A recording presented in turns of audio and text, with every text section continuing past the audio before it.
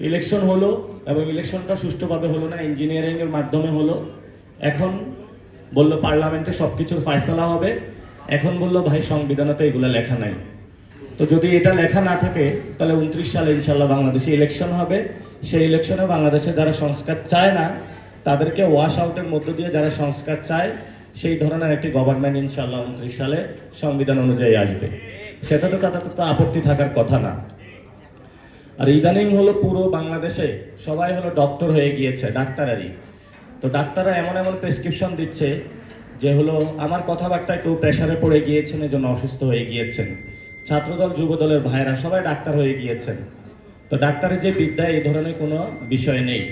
রাজনৈতিক মাঠে কথা হবে, আলোচনা হবে। এবং আমরা ইফতারের আগ মুহূর্তে প্রত্যেকটা অসুস্থ মানুষের জন্য দোয়া করি যাতে আল্লাহ তাআলা তাদেরকে সুস্থ করে নিয়ে আসে।